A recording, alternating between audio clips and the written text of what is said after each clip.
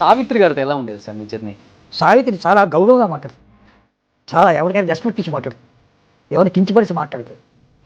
సినిమాలో చూపించిన విధంగా జెమినీ గణేష్ను ఎక్కువ తాగడు. అతను బ్రాహ్మణ్.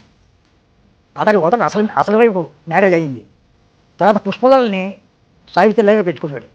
పుష్పలని రేఖ మొదటి పుష్పల తర్వాత సావిత్రి కావాలనే జెమినీ గణేష్ ట్రాప్లో పడేసింది. అతను పగలు కూడా షూటింగ్ లేకపోయినా మేకప్ వేసి తిరుగుతాడు. అతను మేకప్ లేకుండా ఉండలేడు. ఆస్తుల కోసం ట్రాప్ చేశారా? లేకపోతే కావచ్చు. అయితే ఆస్తి అతనికే ఆస్తుంది. అతనికి 7 కూతుళ్ళు 6 కూతుళ్ళు ఉన్నారు. డాక్టర్లు ప్రొఫెసర్లు అలా పనిచేస్తారు. అతనికి ఏం లోటు లేదు. ఆస్తి కోసం కాదు. అతను ఒకసారి ఒకడైపోతే నా కళ్ళారా యేసులుగా ప్రమాణం చేసి చెప్పురా, ఇది నిజం. ఇది నేను టీవీలో చెప్పలే, బుక్లో రాసే. సురభి బాల సంస్థ అని ఒక ఆర్టిస్ట్ ఇది. కామెడీ వేషాలు వేరంగి వాళ్ళకి అర్థంగా చేసింది. సావిత్రిని పడింది.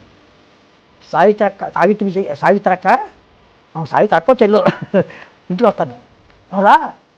ఇది కూడా వెళ్ళింది. గంట కూర్చుంది. అక్కడే బోల్ చేసింది. అక్కడే మంది అది ఎందుకు ఆ మంది ఇంటి ఇది మంది తీసుకెళ్ళింది. ఆ సత్యం తీసుకెళ్ళింది. నాకు కొంచెం ఇలా అలవాటు చేసింది. ఈమె అలవాటు చేసింది. జెమినీ గణేష్ గారు కాదు. జెమినీ గణేష్ కూడా ఇంటి దగ్గర సావిత్రి ఇంటి దగ్గర ఉంటాడు. 2 రోజులు ఉండొచ్చు, 3 రోజులు ఉండొచ్చు. మార్నింగ్ మళ్ళీ ఇంటికి వెళ్ళిపోతాడు. భార్య పిల్లలు అందరూ చదువుకున్నారు, గ్రాడ్యుయేట్స్. ఇదంతా ఎంకామ్ చదివిన వాళ్ళే, డాక్టర్ని చదివిన వాళ్ళే.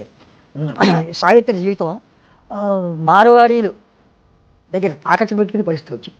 ఆ పరిస్థితిలో కొడుకుని కూతుర్ని చదివించాలి. ఆ చదివించేటప్పుడు